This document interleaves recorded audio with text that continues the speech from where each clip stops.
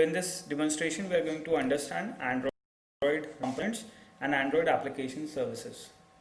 To proceed further, let's go to our Android device. On this Android device, we are going to access shell. As far as the shell is concerned, we'll go to our terminal emulator wherein we are going to perform. Let's open VNC viewer. Let's start VNC viewer and let's connect our device. So we are listening on 1.4 and here we have access to our device. Now what we have to do, we'll go to our terminal emulator. We'll open our terminal emulator, and on the terminal emulator here, we are going to understand runtime components of our Android platform. So at this moment, you can see that we have a set of services installed in our Android operating system, and using those services we can perform some tasks. Let's get a list of all the services available in our Android device. So what we can do, we can execute a simple command known as service list, which gives us a complete list of services installed in our Android mobile device. Once we execute enter, now you can see that what all services we have. We have a set of services like, let's get started from here. So we have around 72 services in our device, and the services belongs to Uranus, SIP service, telephony services, phone service, phone book services, SMS services. Then you have disk statistics, and there are many services available, like you have search services, location services, notification services, Wi-Fi services. So what we can quickly do is we can execute these services and we can run these services through command line. So let's get a quick demo of the services here. So now at the moment you can see that I have some services like let's say a battery services available here. So let's say if I want to get information from my battery service, I can quickly do something like this. I can execute a command, and the command could be something like dump system, and I would like to dump the responses of battery.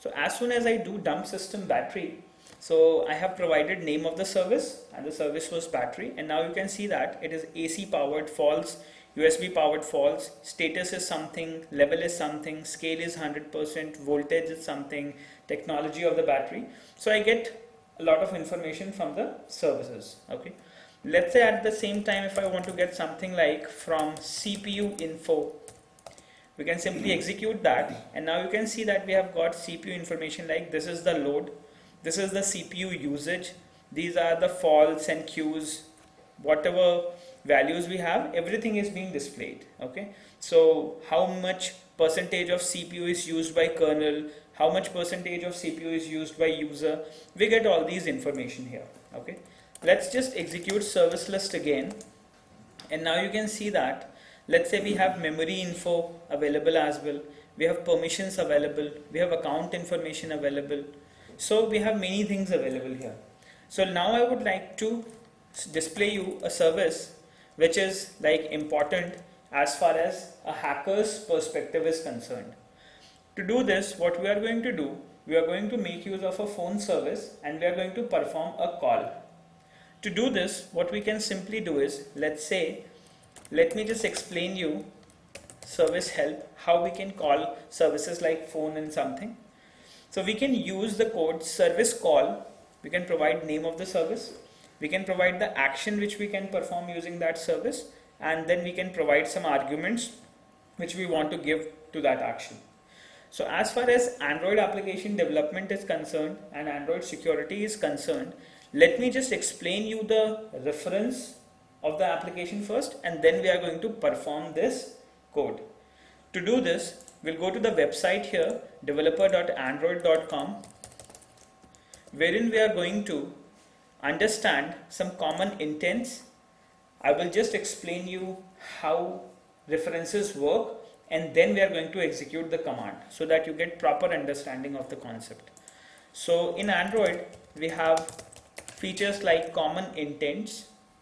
So I'm going to search for common intents. Let's go to the link here. Within this common intents, we have many intents available, and on those intents we have individual actions. So let's say we reach to the phone intent here. Okay. In the phone intent, you can see that there are probably two actions. One is action dial, second is action call. Action dial is a constant value 1. Action call is a constant value 2, integer constant 2. So what we can do is we can execute any of the action provided by a mobile number, and a call could be performed to that. So we are going to perform this action using the services. Okay. So let's say we are going to call it something like this, service call. I'm going to name the service, and that is phone, service call phone. I have to provide an action, and the action is 2. This means action call. So it will automatically call a number.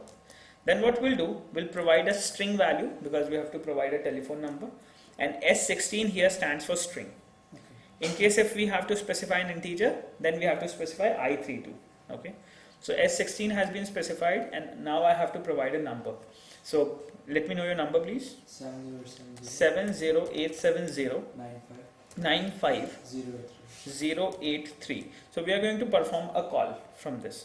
So now you can see that we are on a phone at the moment, and now as soon as we execute this, you can see that automatically a call has been initiated to a device.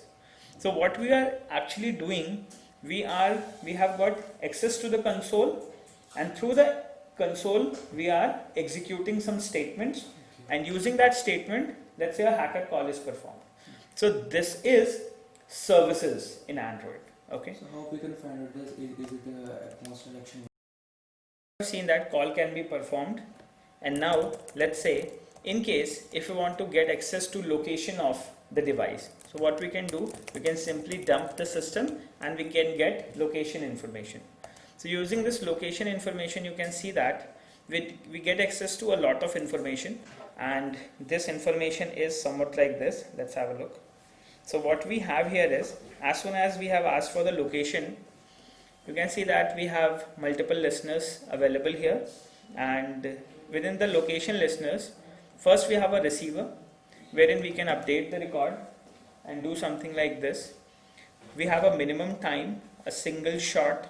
Then if you go a little down, you can see that you have access to latitude and longitude information of the network as well. The latitude is 28.7411, longitude is 77 point something something something. So this is how you can see that we get access to location information of a device as well. Okay. Then we have the minimum time, minimum distance, update record time. All information is being displayed here. Okay. So accuracy, bearing, and whatever values we have available with the providers. There are two providers actually. One is GPS provider, second is network provider. So these providers keep track of your location within your mobile device. Okay. So let's say we can assume that a phone has a lot of information available in it, and in case if a hacker has got access to that device, hacker can perform all these things and can steal information from the user.